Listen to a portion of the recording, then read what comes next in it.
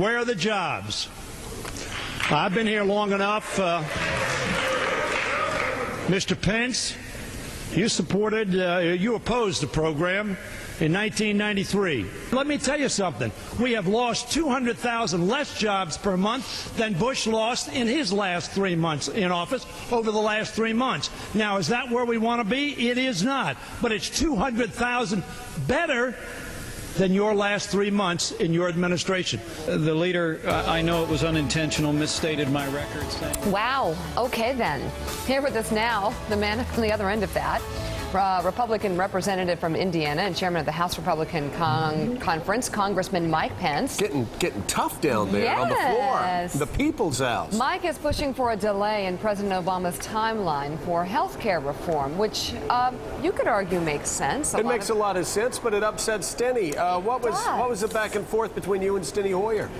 Good morning, guys. Well, the back and forth yesterday was that House Republicans took to the floor and held the floor for about 3.5 hours to ask the question, Joe, that I think the majority of Americans are asking today, and that is, where are the jobs? I mean, it's been about 6 months since they passed the so-called stimulus bill, and this economy has lost more than 2 million jobs since they passed that legislation. Now they pass a budget-busting budget that'll double the national debt in 5 years, triple it in 10. They just passed a national energy tax, and now they want to pass a government takeover of health care with nearly $1 trillion tax increase. We're just trying to get Congress to focus on the issue that most Americans are focusing on, and that is getting this economy moving again. Well, and Mike, you know, Mike Barnacle always says the three issues are jobs, jobs, and jobs, but you didn't expect the stimulus bill to create jobs this quickly, did you? That's not realistic.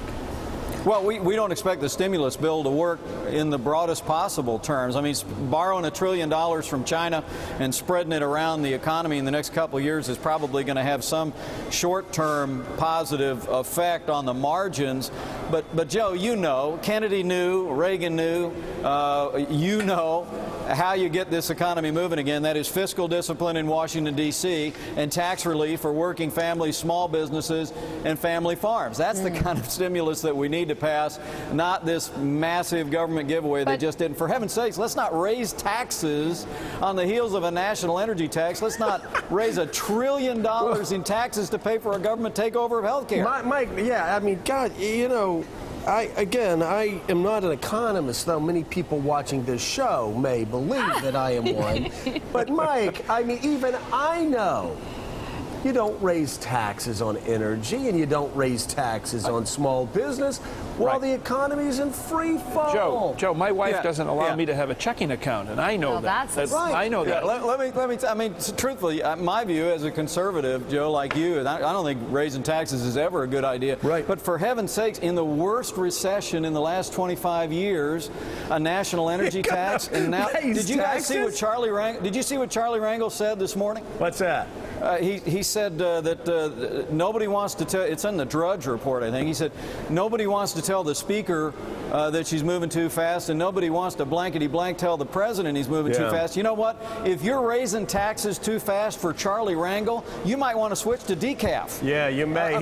Hey, here's Mike Barnacle. He's got a question. Mike. Hey, Congressman, every time people talk about health care reform legislation that's in the House and the Senate, they talk about we've got to eliminate the waste, the fraud, and the duplication. It's almost by rote. That's what they talk about. My question to you is, if waste, fraud, and duplication has been existent in the healthcare system for years, where have been the people who are charged with investigating this waste, fraud, and duplication? What have they been doing? Sleeping at the switch?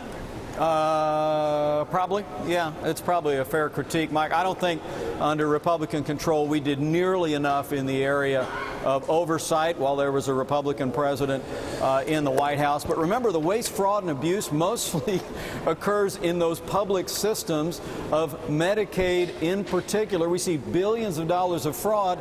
Now the president is insisting on a new government-run insurance option for all Americans. And you know, the reality is, if you think we got waste, fraud, and abuse now in Medicaid, wait until we expand a Medicaid-style system to every every single American, and the bureaucracy and the waste will be mind-boggling. All right, Mike Pence, thank you so much. It is getting interesting on Capitol Hill. Good luck. You know what Thank you, also guys. is interesting, Joe?